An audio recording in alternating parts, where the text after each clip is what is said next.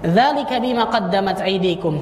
Yang demikian itu tuh ujian, cobaan, musibah disebabkan dari hasil usaha tangan kalian. Apa maksudnya? Musibah tersebut disebabkan dari dosa kita. Ini dzalika bima qaddamat aydikum. Resep kedua, yakinlah. Yakin nih. Ujian, cobaan, musibah yang kita alami disebabkan dari dosa-dosa kita. Jadi kita pasti selalu mengintrospeksi diri kita masing-masing. Tidak pernah menyalahkan Allah, tidak pernah menyalahkan orang lain. Tapi selalu mengintrospeksi diri masing-masing kita.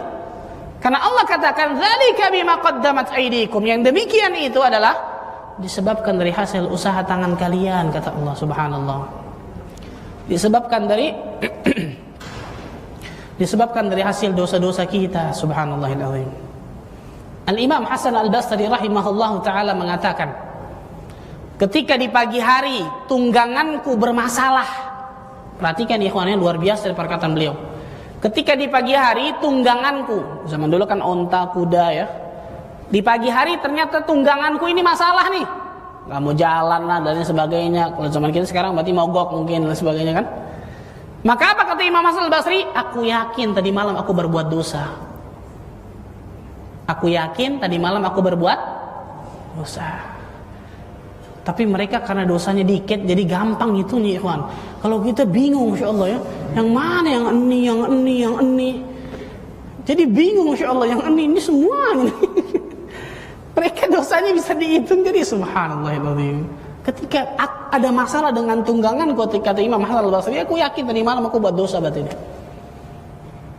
Al-Imam Sufyan Ats-Tsauri rahimahullahu ta'ala berkata, aku pernah tidak bisa bangun malam selama 6 bulan.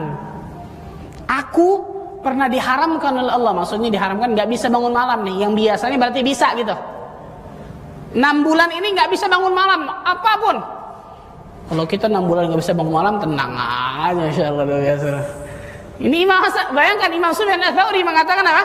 6 bulan aku gak bisa bangun malam. Dan aku yakin karena satu dosa yang aku lakukan. Apa itu? Ketika melihat seseorang masuk ke dalam masjid dan aku melihat orang ini sholat dengan khusyuk, Masya Allah, terbetik dalam hatiku, orang ini riak sholatnya nih.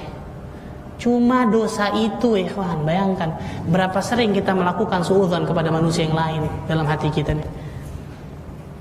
Allahu Akbar.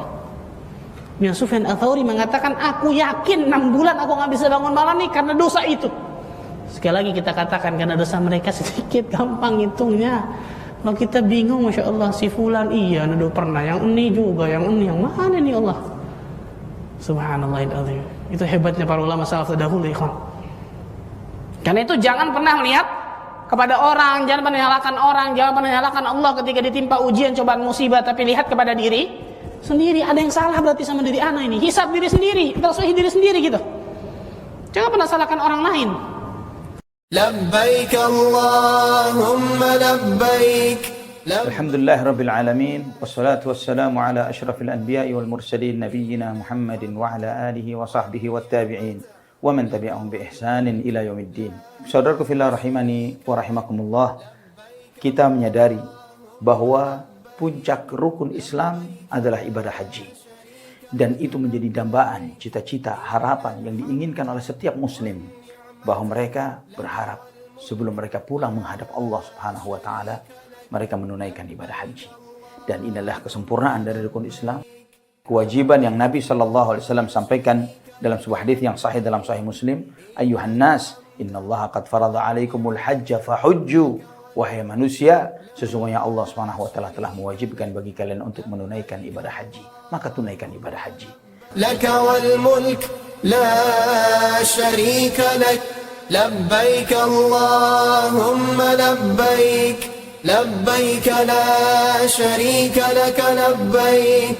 Innal hamda wan ni'mata laka wal mulk la syarika lak.